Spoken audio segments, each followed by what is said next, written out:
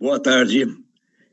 Nós estamos com muita alegria e emoção abrindo este evento do IEA, organizado pelo IEA, através do grupo de estudo que se dedica aos impactos das novas morfologias do trabalho sobre a vida, sobre a saúde dos trabalhadores e trabalhadoras. É um evento que faz parte das iniciativas desse grande dia, 1º de julho. E esse grande dia dos grandes movimentos que nós estamos participando em várias frentes, também a OIEA, através desse grupo de estudos, está presente e quer marcar a sua presença. E nós vamos ter esse evento na duração de 1 hora e pouco, com depoimentos e contribuições dos companheiros que estão aqui e representam a categoria, ou uma das categorias mais atingidas, né, ou que mais, vamos dizer, mobilizadas e atingidas neste grande tópico, grande tema que desafia a sociedade brasileira e o mundo. E depois nós vamos também ouvir contribuições de pesquisadores e professores e colegas profissionais que estão aqui para trazer suas contribuições para que não se perca o foco. O foco desse dia é o que está anunciado: trabalho, vida e saúde de trabalhadores por aplicativos.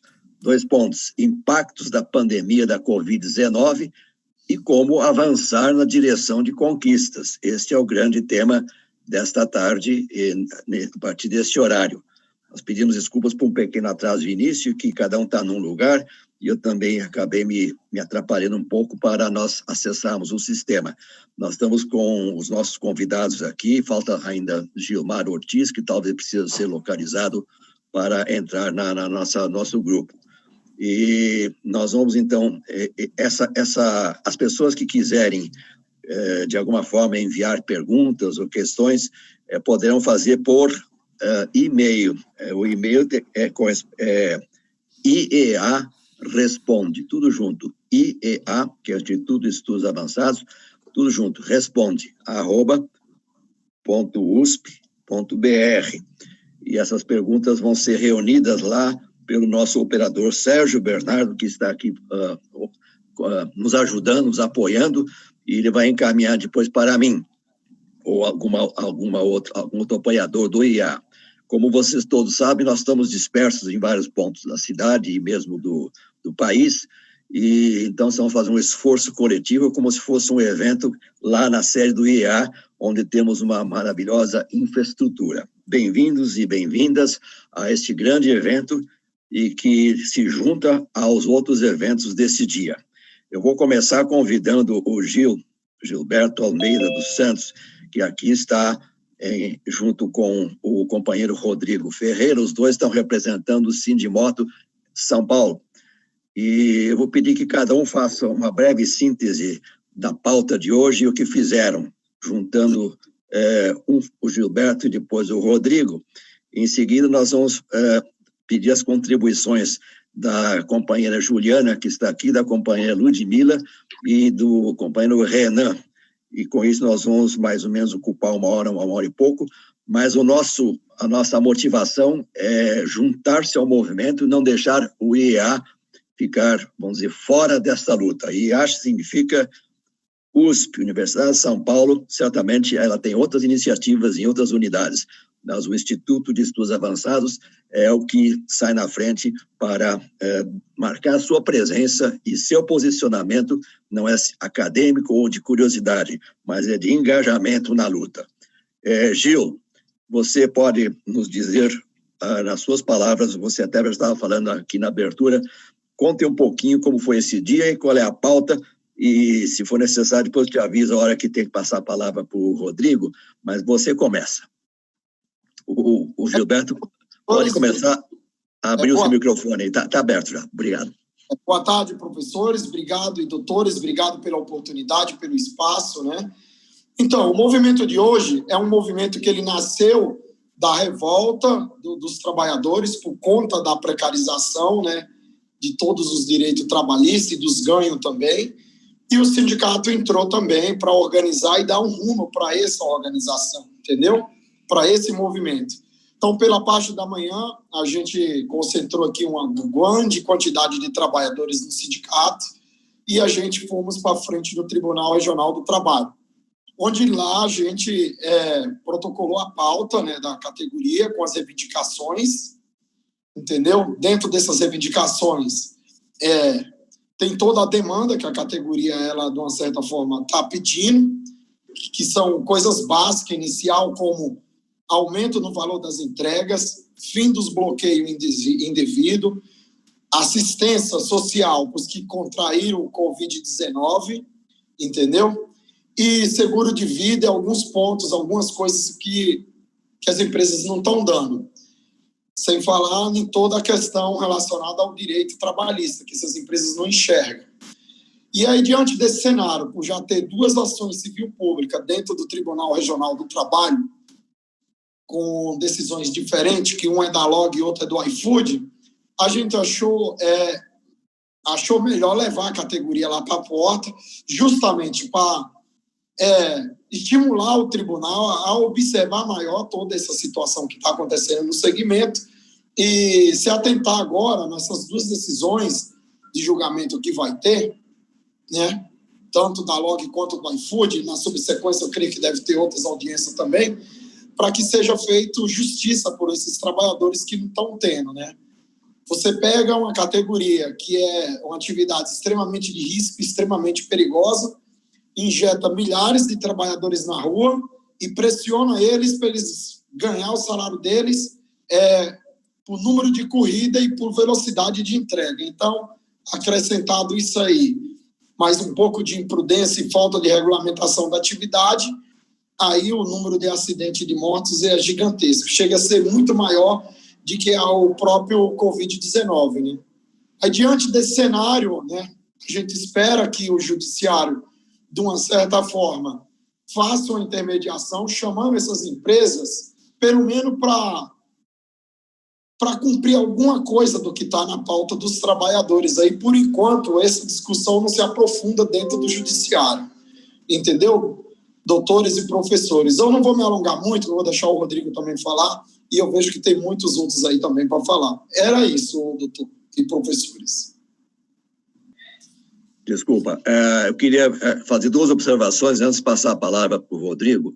A primeira é que nós não somos nem professores nem doutores, nós somos, nesse momento, e aliás, a nossa trajetória pessoal e individual é de batalhadores e lutadores nas trincheiras diferentes, né? Uns estão no sindicato, outros estão na universidade, outros estão nas salas de aula, outros estão no Ministério Público, como temos aqui nosso companheiro Renan, outros estão escrevendo, enfim, hoje nós estamos irmanados com as diferentes identidades profissionais, mas irmanados nesta luta. Eu agradeço. E queria também fazer a segunda observação aos que nos ouvem.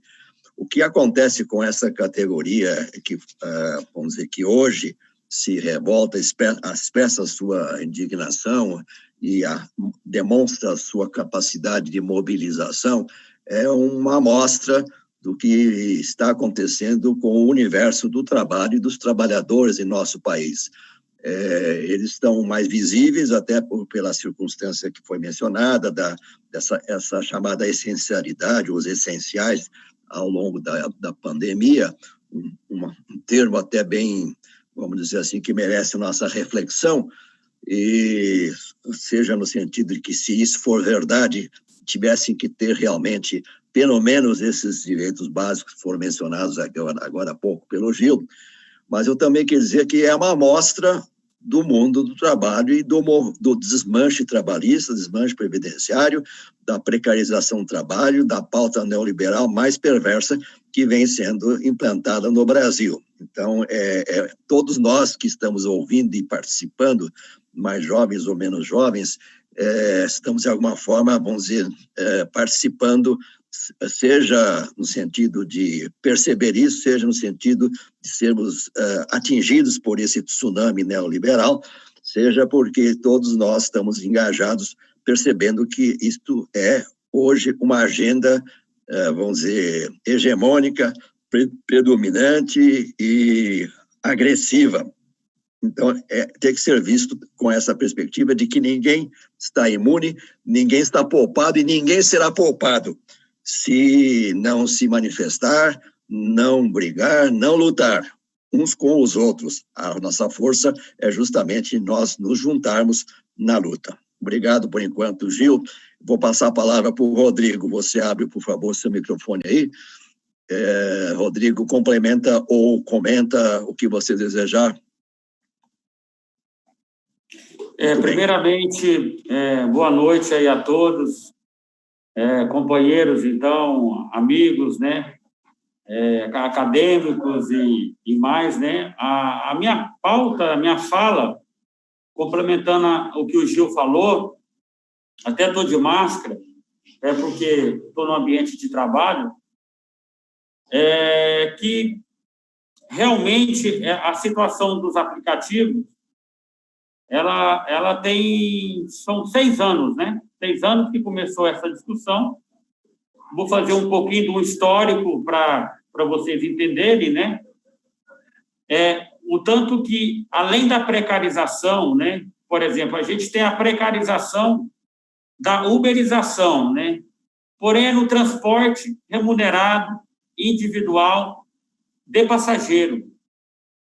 O nosso é atividade comercial de carga por motocicleta. Além da precarização, e que é um dos maiores desafios e a nossa grande preocupação, é que, além da precarização, da remuneração, da desvalorização, nós temos a questão das mortes, acidentes e as invalidez, né?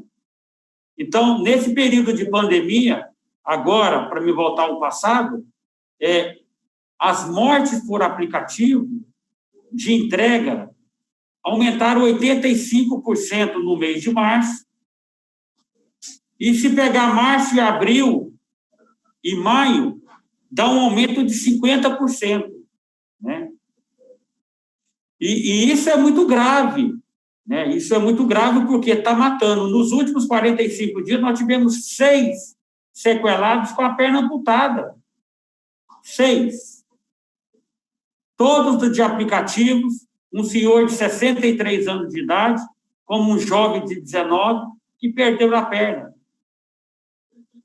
Na segunda-feira, agora, nós fizemos um agradecimento à Rede Lúcio Montoro, que vem nos atendendo com esses trabalhadores que foram sequelados. Inclusive, há uma intenção da gente criar um programa de prevenção e redução de acidente e reabilitação dos motociclistas, né? Só que o mundo da moto é muito mais grave, doutor. Se o senhor pegar aí nos últimos 12 anos, nós tivemos 3.100.000 inválidos. Motociclistas inválidos, 3.100.000 pessoas. 280.000 mortes em loco. Esse é o nosso número. Isso é porque a moto é um veículo. Não é a moto que é o veículo perigoso, mas ela não tem proteção, né? Então, além dessa questão da precariedade, sobre isso a gente tem a questão de ser um veículo que a sua proteção é sua perna, ou é seu braço, ou é sua cabeça, diferente do carro, né? Quantos Uber tem em São Paulo que a gente ouviu falar que ele veio a falecer porque bateu no trânsito, por algum sentido? Você vê por uma questão de violência, por assalto, alguma coisa. Mas nós não, nós estamos como se diz, o nosso trânsito, o nosso trabalho é dentro do trânsito. E o pior, além de toda essa questão, tem aqui são 2 sinais, a segurança, a saúde e a questão dessa relação perversa que a gente fala, que é uma relação, só para vocês verem um parâmetro, há 6 anos atrás, a média de 1 quilômetro rodado que uma empresa pagava era R$ 4,58. Hoje, há uma oscilação de 49 centavos a 80 centavos o quilômetro, em 5 anos. Então, quanto que caiu? Então, assim, entra a monetização, entra a saúde, entra a segurança, entra as invalidez, entra os gastos hospitalares, né? O Gil é testemunha, até a própria HC, através da doutora Júlia Greves, que a gente tem uma parceria também nesse sentido. Ela fala, Gil, os seus meninos tinham na curva decrescente, com os aplicativos explodiu. Por quê? Porque nós temos 3 leis federais que regulamentam a atividade. E estão descumprindo as 3 leis federais. Que é a Lei 12.009, que trata da forma de quem deve exercer a atividade, a 12.436, que é aquela antiga lei do rádio. Com um probleminha de instabilidade da internet, mas nós vamos ter paciência porque... Prossiga, Rodrigo. Ah, tá. Então, assim, eu falei da primeira lei, que trata ser maior de 21 anos, 2 anos de habilitação, ter uma formação de um curso especializado. Para você ser motoboy, você tem que ter isso. Não é pegar qualquer um na rua, ter um celular e uma moto e colocar uma mochila, né? E além, a terceira lei é a 12.997, que trata da atividade de periculosidade. Existem 4 profissões no Brasil que têm periculosidade: frentista, vigilante armado e eletricitário e trabalhadores em moto. Se você pegar essas 3 profissões e fazer um levantamento nos últimos 2 anos, quantos vieram a óbito, e você pegar a atividade nossa, nós estamos talvez 800% a mais de mortes. Então, nossa é a atividade com o maior grau de risco do país, não existe outra. Não existe nem aquele que está lá debaixo da terra, numa mineradora, ou aquele que está lá debaixo no mar, lá na Petrobras, olhando aquilo lá, quando você coloca números de mortes, né? Então, assim, a nossa é o grau maior de risco que tem na profissão. E é tratado como uma coisa comum. Outra coisa, essa mochila que todos eles usam. Imagina um cidadão que não tem experiência com moto, colocar 30 quilos, colocar uma melancia nas costas e dirigir moto. Até porque é um equipamento proibido por lei. E estão aí aos olhos de todo mundo. Então, você mexe com o equilíbrio da moto, você mexe com o centro de gravidade, a digeribilidade se torna uma coisa muito difícil, e tudo isso é uma somatória para a questão dos acidentes e mortes, né? No Brasil, nós temos mais de 1 milhão de acidentes com motos por ano. Mais de 1 milhão de acidentes com motos. De cada 100 acidentados, ou de cada 100 inválidos, mais de 70% está ligado ao veículo motocicleta. Então, é uma coisa que não pode ser olhada da forma que está sendo tratada. Então, assim, é muito grave toda essa questão. E veio a flor da pele com a pandemia, né? Uma empresa que se diz unicórnio, que se põe na Globo, se põe em tudo quanto é lugar, e aí ela se nega a dar um álcool gel para aquele trabalhador. Não faz sentido o negócio. Todas elas se negaram a dar. Porque o Ministério Público moveu umas ações sobre a pandemia. E todas elas recorreram da Justiça para cumprir o mínimo. Então, aonde a gente quer parar? Está o desafio aí para vocês, que são acadêmicos, que têm uma credibilidade enorme, que os estudos de vocês são extremamente, como se diz, fundamentados, né? Nos ajudar nesse desafio, né? Os acadêmicos, agora a gente precisa, se tornou à tona, né? Toda uma realidade, né? Gerar emprego a qualquer custo. Então, um pouco é a minha fala aí para fazer essa introdução, complementando a questão do Gil, sobre as leis, sobre os números de mortes, sobre o número de acidentes, sobre toda essa questão da segurança do trânsito, né? Que envolve, de uma certa forma, a complexidade dessa atividade, né? Deu para... Obrigado, Rodrigo. Deu. Rodrigo, a gente fica impressionado com esse seu depoimento e com a gravidade da situação. Obviamente, não temos resposta para tudo, estamos engajados justamente nesta pauta, nesta lista de problemas, buscando, de alguma forma, somar e dar força a este movimento emblematicamente tomado nesse dia. Por enquanto, eu agradeço. Nós vamos dar uma rodada agora. Eu vou perguntar aos 3 companheiros que estão aqui, as companheiras, a Juliana, a Ludmila e o Renan, todos vão falar, mas quem gostaria de falar primeiro, se possível, fazendo referência às falas anteriores do Gil e do Rodrigo, e, se possível, também com alguma sugestão, alguma ideia propositiva, quer dizer, no sentido de como podemos, de alguma forma, somar ou ajudar neste movimento. Juliana, quer começar? Juliana, por favor. Até 10 minutos, nós vamos fazer depois uma nova rodada, mas eu queria passar a palavra, então, para a Juliana. Se apresente, por favor, e use o seu tempo, mas, assim, se possível, faça um link, uma relação com as 2 falas anteriores dos trabalhadores e seus representantes.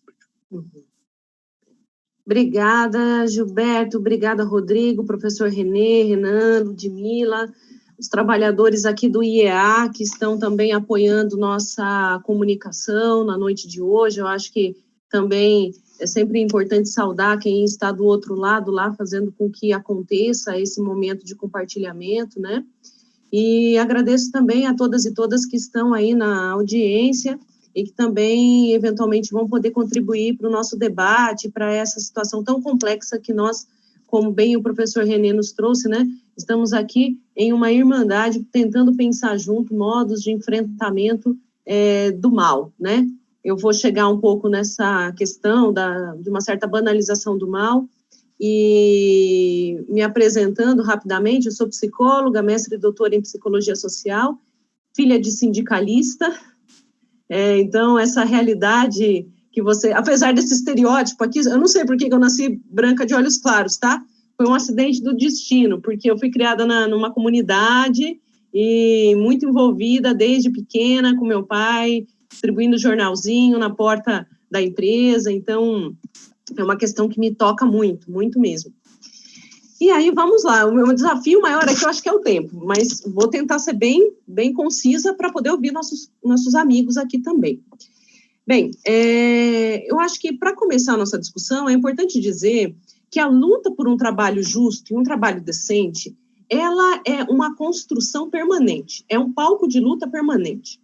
Permanente, isso implica dizer que nós vamos avançar em algumas pautas, algumas outras, essa tensão que está posta entre o capital e o trabalho, farão com que essas pautas voltem a estágios primitivos, veja aí o que aconteceu com a CLT, né? Ou seja, nesse projeto eternamente inacabado, nós estaremos, para o bem ou para o mal, eternamente em luta, eternamente em vigilância. E eu acho que é um pouco disso que fazemos aqui hoje, né? Estar em vigilância, e partindo de um pressuposto que esse momento, o dia de hoje, ele não é o dia que iniciou a luta. Talvez para a população em geral, para quem não tinha noção disso tudo, seja um marco. Mas essa luta, para chegar até aqui, para vocês conseguirem mobilizar toda essa categoria, foi feito um trabalho, não tenho dúvida, imenso de mobilização, de união desta classe trabalhadora, para conseguir parar um dia do seu ofício, gastar ali o combustível da sua moto, se organizar para ir em determinado lugar, no momento de Covid, ou seja, isso implica em uma luta gigantesca, em uma aposta de que algo pode ser possível. Então, avançar pautas, avançar por melhores condições de trabalho é possível. Então, nesse sentido, eu gostaria de destacar que o dia de hoje, ele não é um dia inicial, um dia do pontapé inicial, ele talvez seja um dia emblemático para o grande público, mas eu não tenho dúvida que os nossos colegas aqui do sindicato lutaram muito, muito, muito para chegar nesse momento, né? Então, hoje é um dia de lembrar todos esses números extremamente tristes que o Rodrigo trouxe, mas também um dia de muita comemoração, porque essas imagens estão circulando pelo Brasil e que mobilize tantas outras categorias e tantos outros estados a fazer um movimento semelhante, né? Eu gostaria de lembrar, aí pegando um pouco pelo veio acadêmico, talvez, que o essencial do trabalho não se vê. A população, em geral, não vê. O essencial do trabalho, ou seja, é invisibilizado. E, portanto, a avaliação do trabalho, a avaliação objetiva, as estrelinhas lá no aplicativo, é uma grande falácia. O que eu quero dizer? Veja, o cliente, vamos partir de um exemplo, o cliente, quando ele recebe lá a marmita dele, que seja, ele quer saber o quê? Se chegou num horário razoável para ele, se o entregador foi gentil, né? Porque tem isso também, né? A coisa da gentileza, mesmo morrendo de fome, mesmo caminhando por uma selva extremamente, por uma guerra, não vou nem falar selva, por uma guerra, chega lá o entregador, a entregadora, e tem que sorrir cordialmente, fazer todo o protocolo americano de atendimento ao cliente. Muito que bem. Só que esse protocolo, esses passos, pequenos passos que o consumidor vê e que vai dar estrelinha, e mesma coisa o aplicativo, que o aplicativo pontua como estrelinha, é apenas um fragmento do trabalho. Né? Vamos pensar, desde o momento que esse trabalhador sai da sua casa, prepara ou não prepara a sua moto, porque nem teve tempo de revisar pneu, revisar óleo, revisar outros fatores de manutenção, ele simplesmente pega e vai, porque está contando o tempo e ele tem que fazer determinada meta. Isso não se vê. Não se vê que um trânsito extremamente hostil, onde disputa carros, onde disputam também trabalhadores de pesados, né, caminhoneiros e tal, que também tem lá a sua regra e a sua jornada super intensa também, disputam por um lugar, né, do seu ofício. Ou seja, é muito mais complexo, e eu faço coro aqui à fala dos companheiros, né, que essa avaliação dos trabalhadores ela é extremamente falaciosa, e nós temos que derrubar, e os argumentos são muitos. Eu acho que, nesse sentido, podemos contribuir muito aí com vocês em argumentos para dizer que o ofício, o grosso do ofício, o intenso do ofício, ele não aparece em estrelinha nenhuma. E não, evidentemente, não é interesse das organizações e nem do cliente que isso seja visível. E aí, nesse ponto, eu também gostaria de falar algo que um pesquisador, um pensador contemporâneo, que é Christopher Dejour, eu gosto muito dele, que ele vai falar sobre a banalização do mal. Ele vai falar que um trabalhador que é invisibilizado, que é precarizado, que é rechaçado e, às vezes, até evitado, porque é uma categoria menor, né? Ele vai sofrer as intempéries do mal, né? O que eu quero dizer aqui? Que esses trabalhadores, vítimas de desemprego, de exclusão, de maus tratos, de assédio, ele não interessa para o grande público. É como se a pessoa que recebesse lá a sua encomenda falasse assim: ok, chegou minha encomenda, legal, só vejo a encomenda. Se você está com uma perna, sem uma perna, com o braço engessado, sua moto caindo, fazendo barulho, pouco me importa. Quantos de nós paramos para pensar se aquela moto que vem entregar alguma coisa para a gente, ou aquela bicicleta, tem condições mínimas de rodar? Quem aqui já olhou o pneu da moto? Quem aqui já olhou o pneu da bicicleta? Como o companheiro Rodrigo falou aqui, é um absurdo aquela mochila nas costas, pesadíssima, e que está lá para todo mundo ver. Não dá para não ver. Desvie isso. Não, está lá com o logo de uma empresa, com cores chamativas. Agora, a população em geral, será que ela vê isso? Ela vê. Só que não interessa. O que me interessa é a encomenda. Ou seja, estamos aqui num reduto de uma banalização do mal. Não me interessa o outro, a vida do outro, né?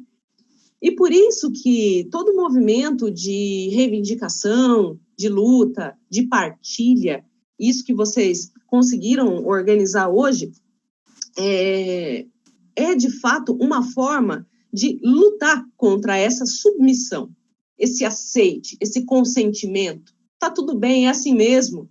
Quantos de nós já não ouvimos trabalhadores falando assim: o meu trabalho é assim mesmo, o meu chefe é assim mesmo, atraso o pagamento é assim mesmo. Não, não é assim mesmo. Então, quando a classe trabalhadora levanta e fala assim: não, chega, precisamos fazer alguma coisa. Isso é uma luta, de fato, para vencer o mal e a submissão.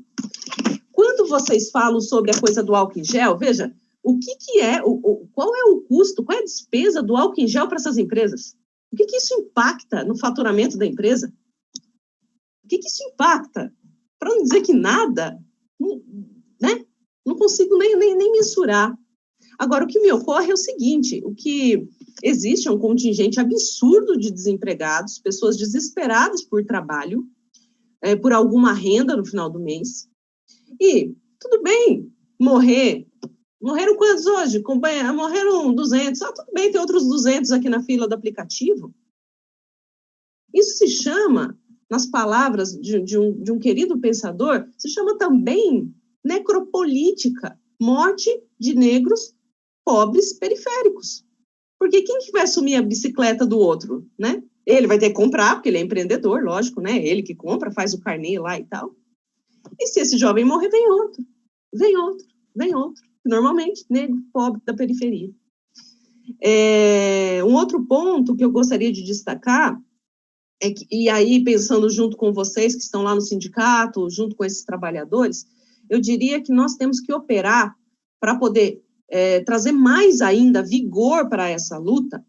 Nós temos que operar na virilidade desses trabalhadores, uma lógica da masculinidade, em que autoriza, de alguma forma, seja pela narrativa, seja pelas práticas, esses trabalhadores a fazer mais do que deveria, correr mais do que deveria, cortar carros mais do que deveria, aliás, não deveria fazer isso, porque é muito perigoso, porque para além das condições econômicas, e conhecendo um pouco a realidade do universo masculino, eu tenho pesquisado muito sobre as masculinidades nos últimos anos, nós sabemos que os meninos, eles tendem a se arriscar muito por conta dessas questões vinculadas a uma tal masculinidade hegemônica. Veja, se não me falha a memória, e vocês me ajudam a pensar, existe uma marca, inclusive, que se chama Cachorro Louco, que é vinculado aos trabalhadores de moto. Então, quem é o cachorro? É aquele cachorrinho bonitinho que fica dentro de casa, que toma banho toda semana, que tem um lacinho no cabelo? Ou é o cachorro louco, que tem raiva, o louco, o excluído, o sujo? E muitos vestem essa camisa e falam, eu sou cachorro louco mesmo. Então, não, você não é cachorro louco, você é um ser humano. Então, a gente tem que repensar as masculinidades. Tudo bem se você tiver medo, tudo bem se você não conseguir sambar ali no meio dos carros, tudo bem. Antes de ser homem, você é uma pessoa. E por isso que eu acho extremamente necessário para a nossa luta aqui, é chamar as mulheres para o movimento. Quem são essas mulheres que estão lá fazendo entrega também? Quais são as questões dela? Quais são as particularidades dessas mulheres? Eu não tenho dúvida que deve ter um número razoável aí de mulheres também, né?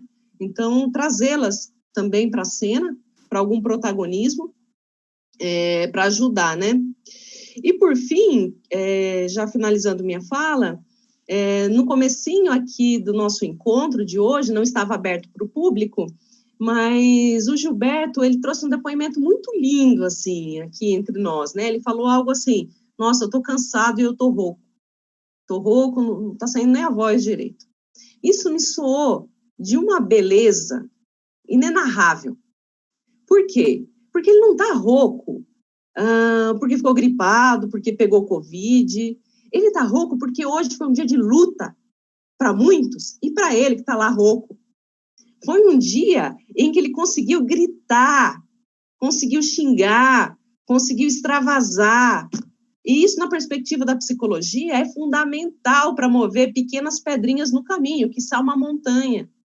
Então, que esse dia, fecho minha fala um pouco por aí, que essa rouquidão que o Gilberto narrou aqui entre nós no comecinho, que seja, assim, de gritos de luta, e não do grito do acidente, não do grito de perdi minha perna, perdi meu braço, não tenho como pagar minhas contas, mas que seja um grito de luta. Obrigada, gente.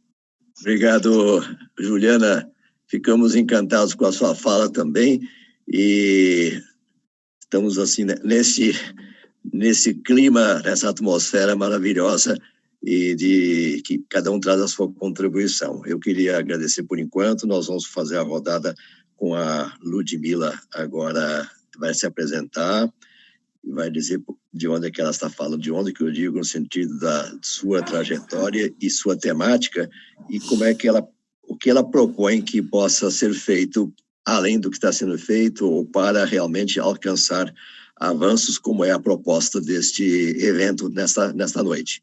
Aproveito para também reforçar agradecimentos à equipe do IEA, que está nos bastidores nos apoiando, e também já estão chegando perguntas. Vou reiterar para quem está ouvindo e quer mandar algum comentário ou pergunta, IEA responde, tudo junto, IEA, que é o Instituto de Estudos Avançados, IEA responde, @usp.br, e alguém está recebendo, se não me engano, a Janaína está recebendo, e agradeço a Janaína, e já está comunicando, e está, inclusive, mandando algumas perguntas que eu vou tentar administrar aqui, mas Ludmila, obrigado pela sua participação, e traga a sua palavra, nos contagiando no mesmo tom vamos dizer, de alegria que nos traz aqui nesse dia.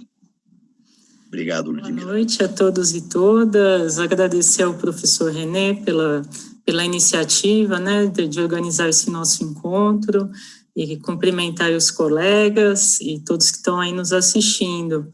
Bom, eu sou pesquisadora atualmente do CESIT, né, que é o Centro de Estudos Sindicais e de Economia do Trabalho da Unicamp, e já pesquiso o trabalho dos motoboys há muitos anos, né? Desde 2012 eu venho acompanhando, já um outro pós-doutorado que eu fiz anteriormente, estou fazendo um segundo pós-doutorado agora, e neste pós-doutorado agora, e eu acompanhando desde 2012, né, por outras questões, o trabalho dos motofretistas, dos motoboys, eu acompanhei o processo disso que eu venho chamando, junto a outros pesquisadores, de uberização do trabalho, né, que foi essa mudança da forma de organização, de controle, de gerenciamento do trabalho desses trabalhadores, e pensando a uberização, né, como algo que ficou muito visível com o trabalho dos entregadores, com o trabalho dos motoristas, mas que, na verdade, até estava ouvindo o Paulo Galo falar esses dias, e ele falou, essa luta é da classe trabalhadora, porque todos nós vamos ser uberizados, né? Essa é um pouco a tese que eu venho trabalhando também, quer dizer, essas condições de trabalho que vão se transformando podem chegar de várias formas a várias categorias de trabalhadores, né? Então, essa luta hoje ela é muito importante, não só para os trabalhadores, para os bike boys, para os motoboys, né, mas ela sinaliza também a possibilidade de organizações políticas e de resistência, né, que vão de alguma forma freando esse processo que vai acontecendo de diferentes maneiras.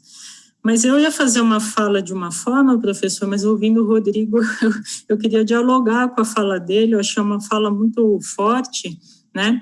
E eu fiquei pensando, Rodrigo, quando eu comecei a estudar os motoboys, né? A moto no trânsito, especialmente em São Paulo, ela materializa, e também tem a ver com a fala da Juliana, né? A desigualdade social e a brutalidade da desigualdade social brasileira, né? Por quê? Porque, bom, os acidentes por moto, eles são absurdos, os números, né? E você tem primeiro mortes por pedestres, e em segundo as motos, né? Só que enquanto as mortes de pedestre e de veículos vêm num processo de queda, né? A das motocicletas vai crescendo. E por que crescendo, né? Por que a materialização da desigualdade social? Porque quem morre no trânsito, nas motos, não é qualquer motoqueiro, é a classe trabalhadora de baixo rendimento, né? Então, por exemplo, em 2010, a CET fez um relatório sobre a morte no trânsito, né? E ela era do quê? De vigilantes, de seguranças, de garçons, de motoboys, né? Que usavam a moto, os motoboys como seu principal instrumento de trabalho, né? Mas que usam a moto para enfrentar, arriscam sua vida para não ficar 6 horas dentro do ônibus e passam a arcar com os riscos e custos disso, né? E olhar para essas mortes no trânsito e o jeito que elas foram evoluindo, também é olhar para as mudanças do trabalho dos motoboys. Porque lá em 2010, haviam poucos estudos, mas eles mostravam que, diferentemente do que a gente pensava, os motoboys não eram a maioria dos motociclistas que morriam, né? E por que não eram a maioria? Porque o motoboy, né, ele tem uma série de competências, de saberes, ele é um profissional, né? Então, a vida na moto, ela não é mera loucura. A loucura do trabalho que a gente vê, ela é a produtividade do motoboy, é o saber do motoboy, né? E ele vive nesse risco permanente do cálculo entre até onde ele põe a vida dele em risco e até onde ele garante o ganho dele, né? Esse cálculo permanente que ele faz no trânsito. Isso exige uma série de competências que fazem disso a profissão, né? Entretanto, com o processo de uberização, o que nós estamos vendo? Nós estamos vendo o crescimento do número de mortes de motoboys, e esse número que você traz da pandemia é muito assustador, né? Como vai dobrando o número de mortes, é uma coisa incrível, né? Inaceitável, na verdade, mas que é, como a Juliana nos fala, banal, né? A vida segue, né? Então, e olhar para essa transformação é olhar para as transformações do trabalho, disso que a gente chama de uberização, né? Então, acompanho aí a luta do Gil há muitos anos, né? E a gente sabe que a vida do motoboy sempre foi precária e foi muito difícil, né? Isso na condição dele de terceirizado, nos anos 90, nos 2000, né? Os motoboys não havia uma alta taxa de formalização, era uma luta, né, para você formalizar esses trabalhadores, e mesmo os trabalhadores formais enfrentavam uma série de desafios, né, de riscos cotidianos, de acidentes, de exploração do seu trabalho, porque eles ganhavam um piso salarial, mas também ganham por entrega que fazem, né? Então também essa loucura do trabalho permanente para poder garantir o seu próprio sustento, né? Entretanto, com a entrada desses aplicativos, as condições de trabalho dos motoboys vai se transformando profundamente, né? E o que a gente está vendo hoje? A gente está vendo algumas empresas que vão monopolizando, né, o setor de entregas, e vão, ao mesmo tempo, criando uma multidão de trabalhadores informais, que não contam com nenhum direito, não contam com nenhuma proteção, além de arcarem com todos os riscos e custos da sua atividade, né? Inclusive na pandemia, estão arcando até com o álcool em gel, com a máscara e tudo mais, né? E tem uma novidade nessa forma, nisso que a gente chama de uberização, que é o quê? Você passa a ter aí, por exemplo, o iFood declarou que tem 170 mil trabalhadores. Então, você tem uma empresa que tem 170 mil trabalhadores informais que estão inteiramente disponíveis ao trabalho e só são usados quando é necessário. Então, o trabalhador, ele acorda de manhã e vai trabalhar sem ter a menor ideia de quanto ele vai ganhar no final do dia. Ele vai trabalhar sem ter a menor ideia de quantas horas, porque aí ele trabalha o tempo que for necessário para ele poder garantir o sustento dele, né? Então, talvez ele vai ter semana que ele vai trabalhar todo dia, porque ele não conseguiu garantir o sustento dele. E ele está disponível, ele fica ali à espera. Então, nós criamos, né, esse processo criou uma multidão de trabalhadores que vão sendo utilizados como se fossem pura força de trabalho, e não tem mais a sua dignidade, as suas garantias sobre a sua própria sobrevivência vão se desfazendo, né? Mas, no dia de hoje, o que a gente vê? Que essa forma de organização, de controle do trabalho, ela também produz novas formas de organização política, né? Então, o que nós estamos vendo? Essa multidão de trabalhadores informais, o que é o poder dela se ela vira uma multidão de trabalhadores que estão agindo e resistindo politicamente, né? Então, hoje, o dia de hoje traz uma potência muito grande para a gente, porque a gente vê que se esses trabalhadores, e os motoboys sempre foram uma categoria que se reconhece profissionalmente, tem uma identidade, né, tem redes de solidariedade, isso também foi se complicando com a uberização, porque vai mudando o perfil, a forma de se reconhecer, etc. Mas hoje eu acho que essa identidade ela vai se reconstituindo, né, de uma nova forma. Quer dizer, nós podemos, se os motoboys, eles sabem disso, se eles quiserem, eles param esse país. Eles vão tomar porrada, mas eles sabem que eles param esse país, né? Então, eu acho que essa é a potencialidade que nós estamos vendo hoje, né? E o que nós podemos pensar aí, professor, como o senhor pediu tanto para a gente, né?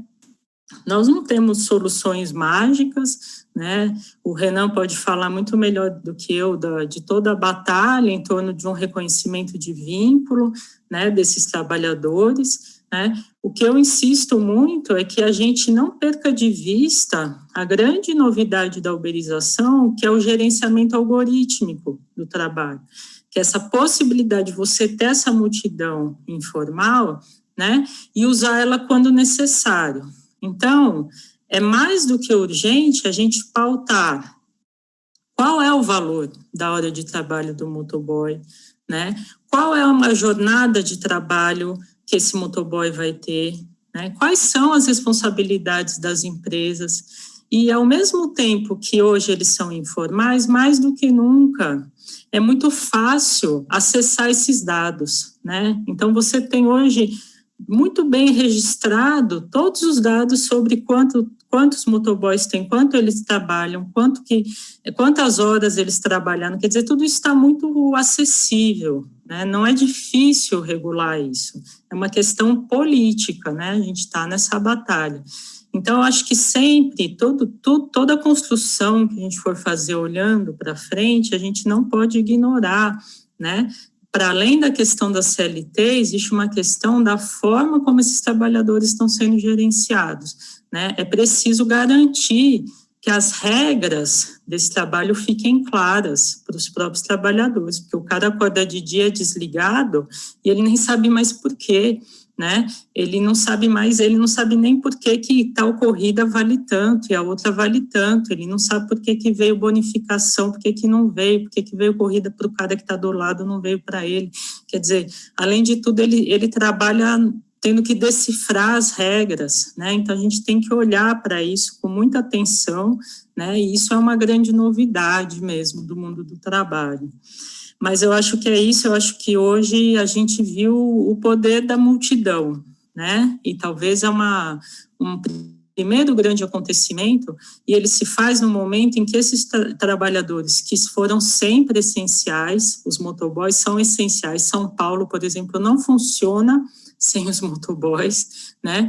Mas na pandemia está tão evidente o quanto eles são essenciais para a sociedade e, ao mesmo tempo, o quanto que eles estão sendo explorados, né? A gente fez uma pesquisa, eu, o Renan, outros pesquisadores, né, de diferentes instituições, a gente viu que o rendimento dos motoboys está caindo em plena pandemia, eles estão trabalhando o mesmo tempo ou mais e recebendo menos, né? Então, essas coisas estão muito evidentes. Então, eu fico muito feliz que essa categoria, ela conseguiu se reconhecer e se organizar, né, até de novas formas, não são formas centralizadas, são formas, a gente fala do Paulo Galo, ele é uma figura, né, tem muitas formas de organização aí acontecendo e se interconectando, né, e isso é muito poderoso. Acho que é isso, professor, agradeço aí.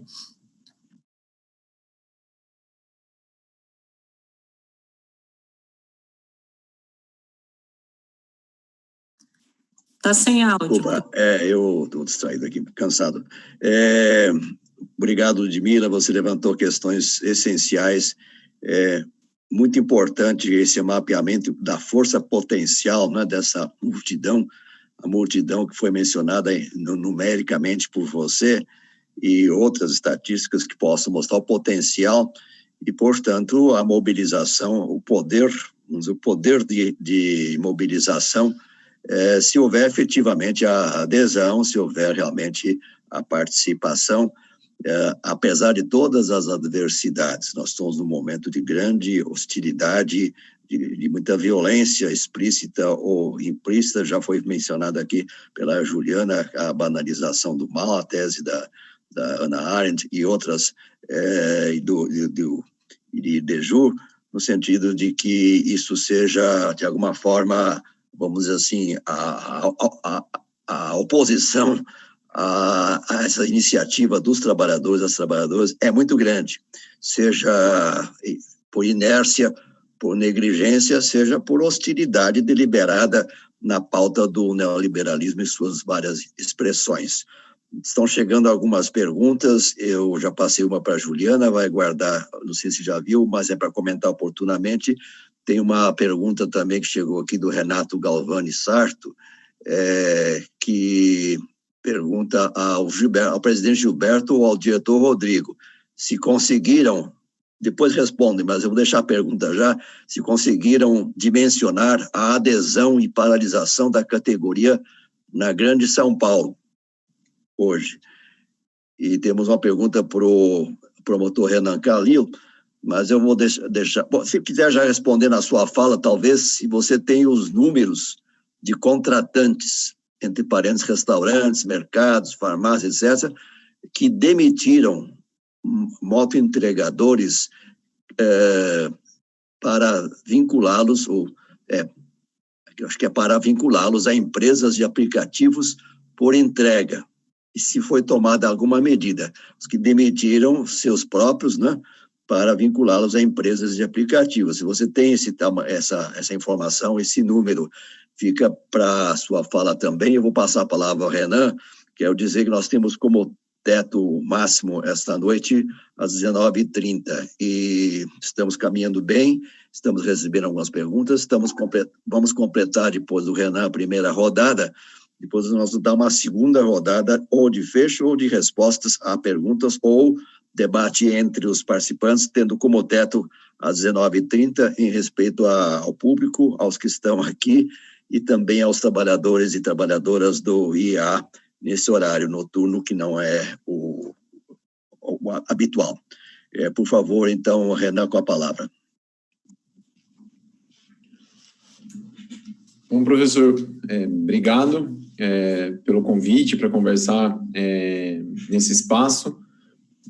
Acho que o dia de hoje é emblemático para a gente fazer esse debate e parabenizar a iniciativa também. Eu acredito que a participação do Gil e do Rodrigo, ela enriquece todo esse processo, porque, enfim, trazer os atores centrais das manifestações e desse trabalho é essencial, inclusive no espaço acadêmico, né, na universidade. Então, parabenizar a iniciativa e, enfim, eu acho que todos e todos que me antecederam já traçaram, abordaram aspectos bem interessantes e importantes do trabalho. Vou tentar estabelecer algumas pontes aqui com as falas de cada um. Eu acredito que quando o Gil, menciona que movimento, um dos pontos de parada foi no Tribunal Regional do Trabalho, eu acho que isso é emblemático, né? Porque levar as pautas de reivindicação para o Poder Judiciário, que ainda não pacificou o seu entendimento sobre a existência ou não do vínculo empregatício dos entregadores com as plataformas.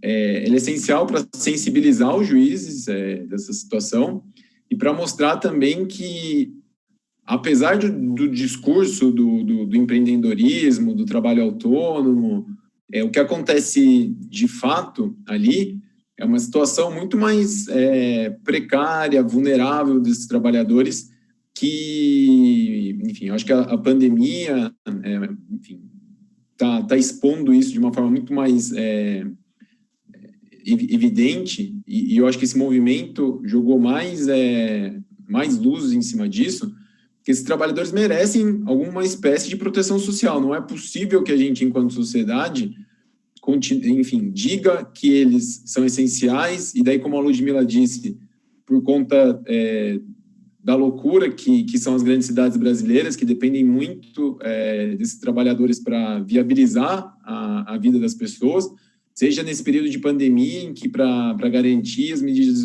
de isolamento social, de quarentena, eles se tornaram super importantes. Não é possível que a gente, enquanto sociedade, não conceba que eles mereçam nenhum tipo de direitos.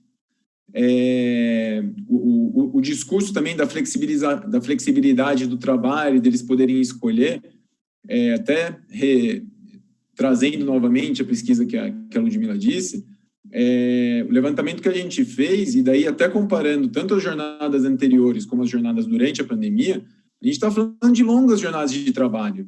Então, não é porque o trabalhador pode escolher o horário de trabalho dele, mas se ele trabalha 50 horas na semana, a gente não está falando de uma situação em que não tem uma espécie de vínculo com a plataforma, né? Uma das lições número 1 que a gente tem nas aulas de direito do trabalho, professor, é que o que vale para o direito do trabalho não é o que está no papel, é o que acontece na vida real. Até por isso que o direito do trabalho ele não é o direito civil, né? Até por isso que ele existe para proteger os trabalhadores. Não é porque senão a gente se apega às formas e esquece qualquer tipo de proteção. Uma das lições número 1 que a gente tem no direito do trabalho, para além dessa, é que ainda que eu não contrate verbalmente uma pessoa, mas se essa pessoa vai todo dia na minha empresa trabalhar para mim e eu aceito isso, é evidente que tem um vínculo de emprego. Então, ainda que exista esse discurso da flexibilidade do trabalho, que de fato os trabalhadores têm essa capacidade de escolher, mas o fato deles se ativarem de uma forma muito frequente, tanto do ponto de vista diário como do ponto de vista semanal, evidencia aí que tem uma relação que não é de autonomia, que tem uma relação que é de fato, que merece a proteção do direito do trabalho. Então, enfim, eu acho que a gente, enquanto academia, produzindo conhecimento, fazendo esses levantamentos, sistematizando, enfim, em formas de pesquisa, como essas condições de trabalho elas se desenvolvem no cotidiano e no dia a dia desses trabalhadores, ela é importante porque traz a reflexão para a sociedade e mostra que muito do discurso que é feito pelas empresas, eles não passam de peças de marketing. Então, eu acho que esse momento, o que aconteceu hoje, ele é importante porque muito do debate que estava sendo travado, ele estava acontecendo muito no âmbito do Poder do Judiciário, do Ministério Público, da Universidade, que são espaços importantes em que esses debates ocorram, mas tinha uma deficiência de trazer todos esses elementos perante a opinião pública e, mais do que isso, de colocar os trabalhadores como atores centrais nesse processo.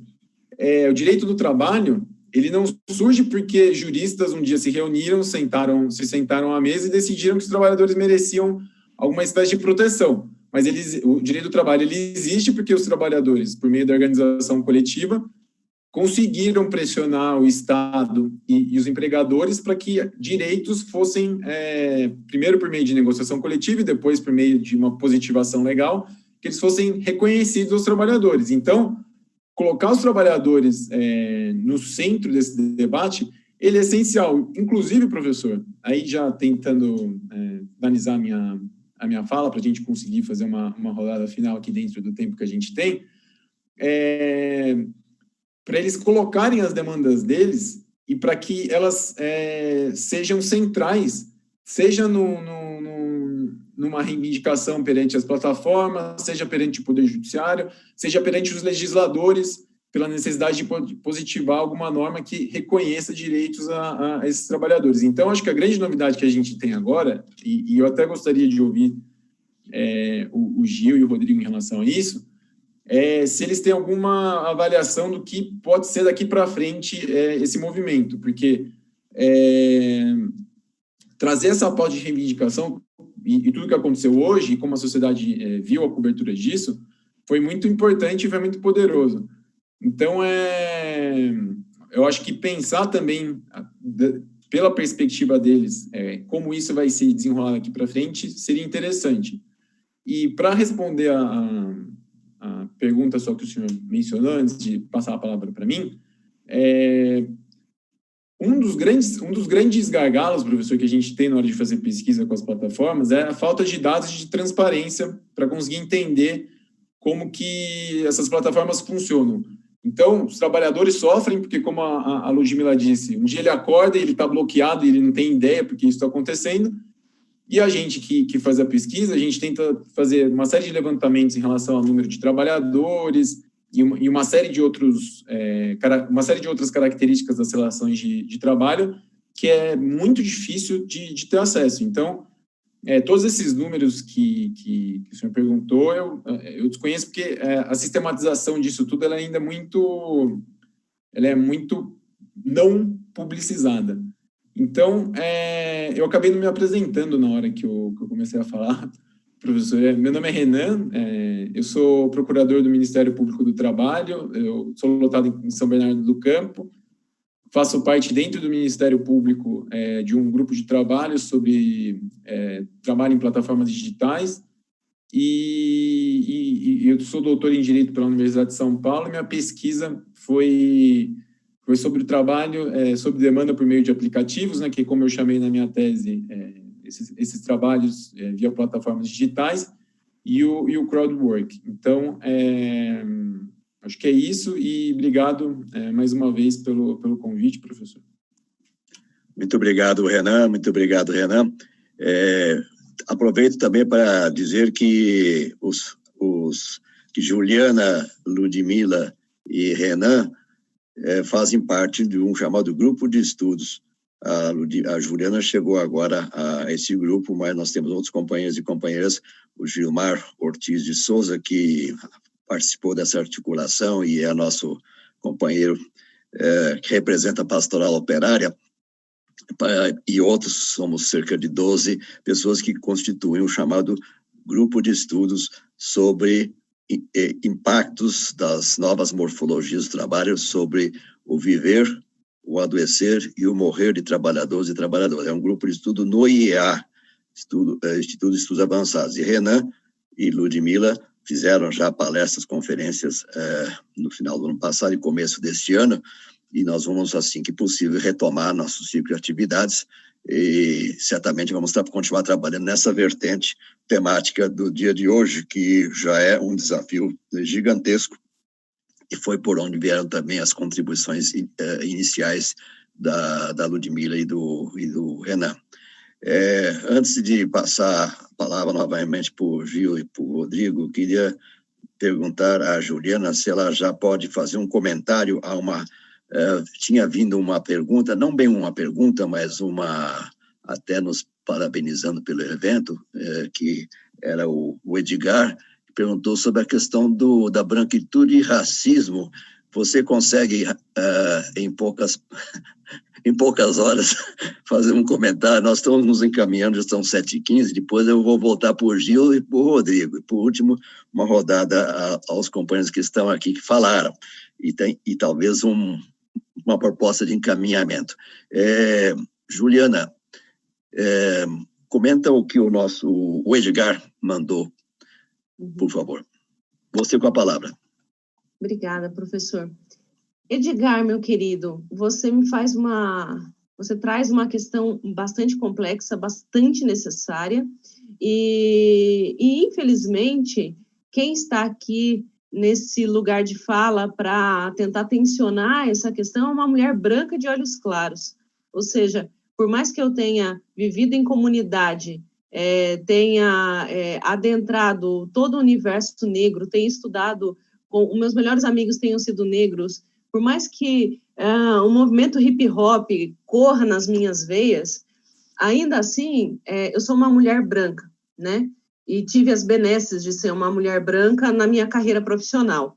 E fui vendo ao longo da minha vida os meus amigos negros, nordestinos, imigrantes, sendo mortos, sendo agredidos, ficando aí à mercê do mercado profissional. Então, eu acho que nós, sempre quando vamos falar sobre essa questão, por mais que tenhamos alguma leitura, é sempre importante trazer esta fala para quem vive na pele, né? É lógico que eu posso aqui aventar alguns itens, alguns elementos, como não é a mesma coisa, não será a mesma coisa o adoecimento, a carreira profissional que seja de um motoboy, de uma motoboy branca, de um motoboy negro. Então, quando eu falei lá no comecinho sobre necropolítica, sobre morte da população negra, eu acho que eu estou, assim, tentando tensionar um pouco sobre isso, né? Porque desse número, eu adoraria que o Rodrigo até pudesse comentar, desse número de motoboys, de pessoas que foram mortas, quantas eram pardas e negras? E aí também eu já devolvo a questão para vocês, que eu acho que vocês têm esse poder de fala, e eu não vou ter esse protagonismo na fala, não quero ter, porque eu não sou, né? Então, eu acho que seria interessantíssimo poder olhar para esses números e poder ver, né? Qual é a população branca, qual a população negra, qual é a população nordestina, qual é esse atravessamento também de gênero. Então, quantas são as mulheres que estão aí também sofrendo as mazelas de um trabalho extremamente precário, extremamente perverso, e do lado de lá do empregador, cada vez mais, sim, com uma corda no pescoço, e se morrer, tudo bem, não preciso nem pagar álcool em gel. Para que álcool em gel para quem vai morrer? Não preciso, né? Então, eu acho que são elementos, assim, para a gente poder pensar. Obrigado, Juliana. A sua resposta nos emociona e, ao mesmo tempo, ela está, eu diria, politicamente correta, né? Você não é a pessoa certa para responder essa questão, mas podemos aqui juntos reforçar o nosso pacto de antirracismo, né? Antirracista, né? E também nessa questão do trabalho, no mundo do trabalho, como também na universidade, que ainda está tão complexa e tão sofrida, e podemos reforçar nosso pacto nessa questão. Obrigado, Juliana. Eu vou pedir, nós estamos, são 19 e 19, temos 10 minutos, 11 minutos, eu vou pedir uma espécie de fecho conclusivo, ou algum comentário, alguma proposição que Gil e Rodrigo possam fazer nessa altura agora. Com a palavra para uns 3 minutos de fecho da sua participação, e também algum tipo de proposta de encaminhamento, ou alguma... Foi tão rica a sessão, felizmente já está gravada, vai ficar gravada no YouTube, vai ser acessível. Eu mesmo vou querer ouvi-la e repensar, porque eu não fiz anotação nenhuma e sou meio desmemoriado. Gil. Então, doutor e doutoras, né? Teve a pergunta do doutor, né? Qual é a expectativa que a gente tem em relação a todo esse movimento de hoje? Assim, né? A gente espera que essa discussão realmente avance dentro do judiciário, para que, de uma certa forma, a gente consiga encontrar aí pelo menos uma dipirona para cortar um pouco dessa febre, né, que nos ataca com essa precarização toda. Por enquanto, a gente se aprofunda para discutir aí a questão da subordinação e do vínculo, que eu creio que vai ser a grande discussão aí em relação a toda essa situação voltada à precarização, entendeu? Doutores e professores. Porque, assim, os trabalhadores, eles estavam, tipo, perdidos, né? Iam para onde? Para a porta de shopping, trava shopping, e entrar em confronto com a polícia. Então, assim, foi um trabalho muito difícil para o sindicato canalizar e dar uma tonalidade para o movimento de tom jurídico, porque nós já entendemos que não tem condições de se resolver essa situação a não ser através do judiciário. Até porque as próprias empresas de aplicativo, elas se consomem entre si, elas brigam. Uma joga um preço lá embaixo, a outra mais baixa, a outra mais baixa, e o trabalhador fica no meio dessa confusão toda pagando o pato. Além de toda a precarização, ainda tem isso. Então, assim, eu não vejo outro meio a não ser através das organizações, das convenções coletivas de trabalho, controle de jornada de trabalho, para ter um parâmetro. Porque o trabalhador ele é penalizado 2 vezes. Primeiro, quando ele vem para a rua, que ele não pega com serviço, porque ele fica ali, às vezes, o dia inteirinho, tentando fazer o seu salário e não faz. E quando ele consegue pegar as corridas, são corridas precarizadas, que acaba, de uma certa forma, penalizando ele do mesmo jeito, né? Então, eu não vou me alongar muito, porque ainda tem aí fala do Rodrigo, e era isso, professores. A gente do Sindicato dos Motoboys, que coloca à disposição dos professores, dos doutores que estão estudando essa questão, para a gente contribuir aí com o que a gente conhece, entendeu? Muito Só bom. um fato que eu vou falar aqui para as pesquisadoras que estão aí, que no movimento que falou no microfone hoje lá, foi 2 mulheres. Para nós já foi um avanço muito grande, que antes a gente não tinha mulher nenhuma no movimento. Hoje já tem, com vontade, fizeram uso da palavra lá. Isso foi muito bonito, foi muito aplaudido pela categoria também, entendeu? É isso. Muito obrigado. Muito obrigado, Gil. Gostei muito de ouvir. Já vou adiantando que nós não vamos, vamos dizer, nos dispersar ao final dessa reunião. Eu queria fazer um registro aqui. Infelizmente, não está aqui entre os palestrantes o Gilmar Ortiz de Souza, mas possivelmente ele está assistindo ou vai ouvir depois, mas ele que fez a costura com vocês, com o Gil e com o Rodrigo. Falo com ele aqui. É nosso companheiro também do grupo de pesquisa, grupo de estudo do IEA. E lá ele representa, lá e na Frente Ampla, ele representa também a Pastoral Operária, que ele é da Pastoral Diocese de Santo André, mas ele representa a Pastoral Operária Nacional na Frente Ampla e é nosso companheiro no IEA. Agradeço muito especialmente ao Gilmar, se nos ouve ou vai ouvir em algum momento. Uma breve palavra, Rodrigo, para também dar uma espécie de fecho, já fizemos isso na expressão do Gilberto. Rodrigo.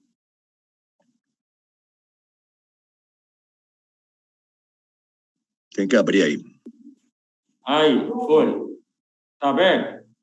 Está ouvindo? Bom, respondendo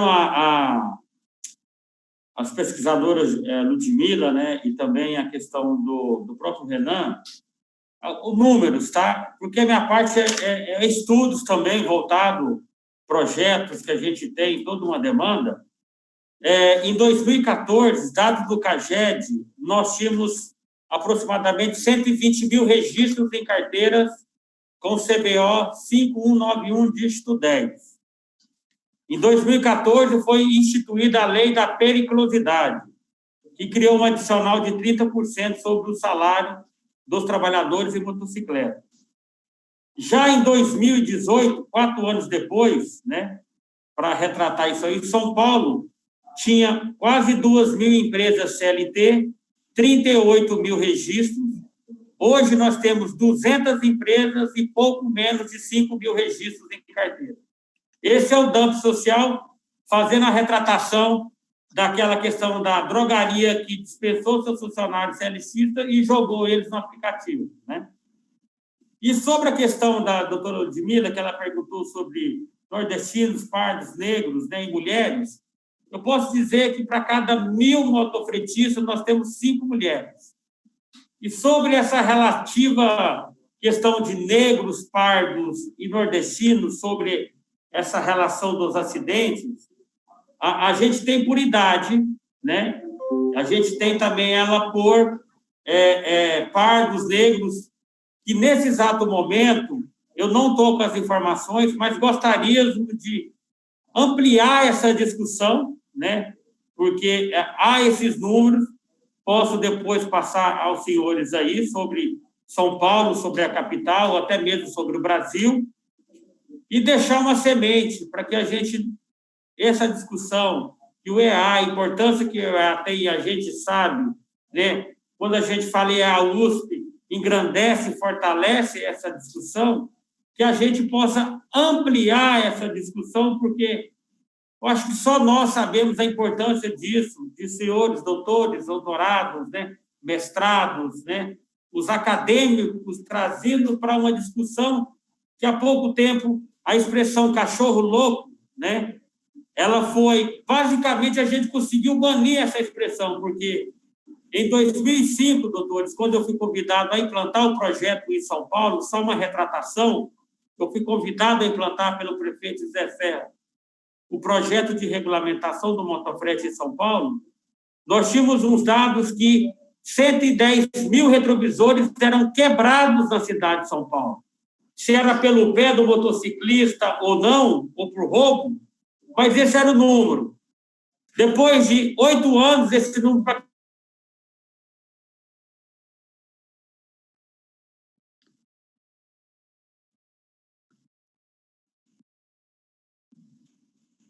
Caiu aqui não sei se caiu para todo mundo, mas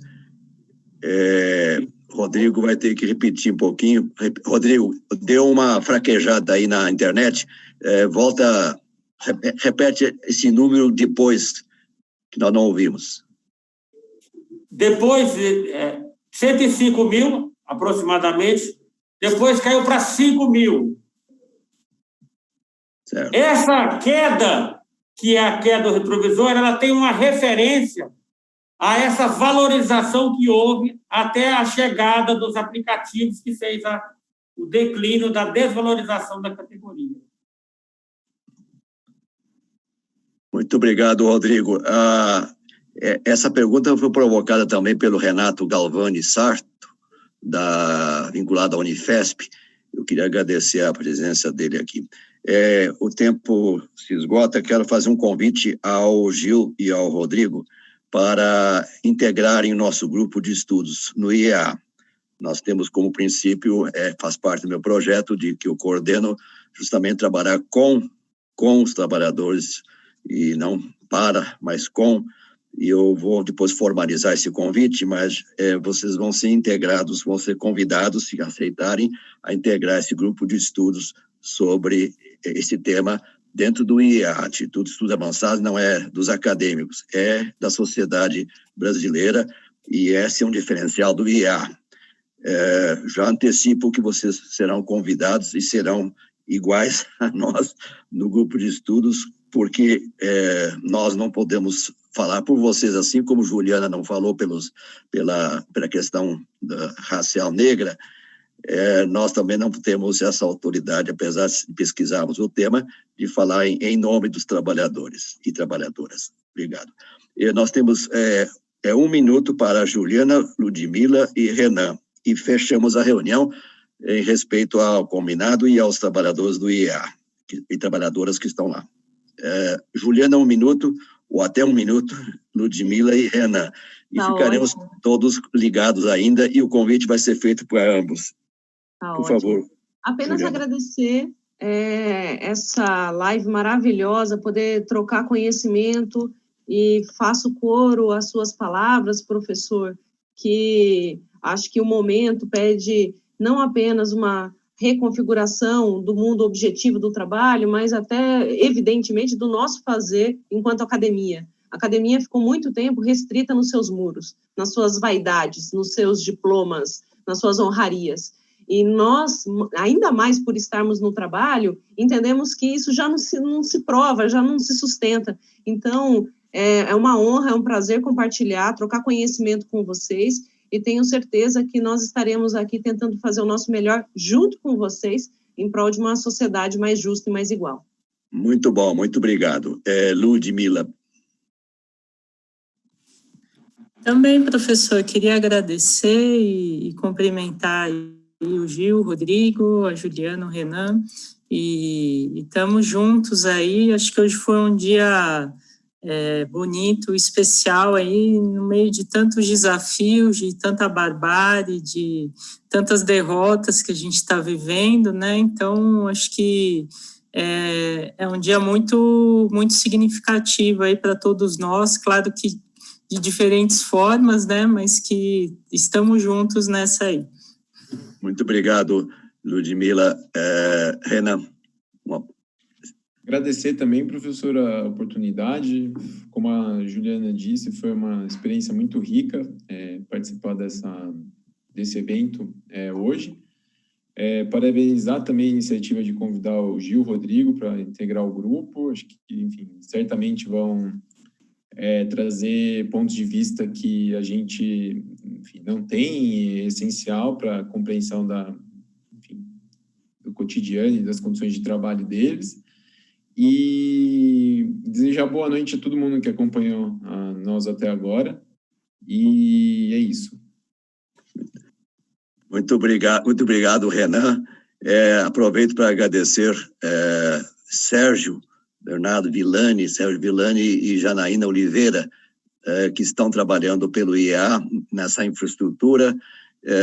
Agradecer, desejar também boa noite a eles, nossos companheiros e companheiras do IEA, aos que estão assistindo, participando, aos que vão assistir ainda pelo YouTube, na gravação, enfim, é um dia muito especial que fecha de uma forma bonita, como disseram todos, e eu estou muito feliz. Obrigado, Rodrigo, obrigado, Gil, obrigado, Ludmila, Juliana, Renan, Gilmar, que nos ouve, e os companheiros do IEA, companheiros e companheiras. Boa noite a todos e a todas, e que continuemos a nossa luta por uma sociedade mais justa, menos desigual. Boa noite. Boa noite.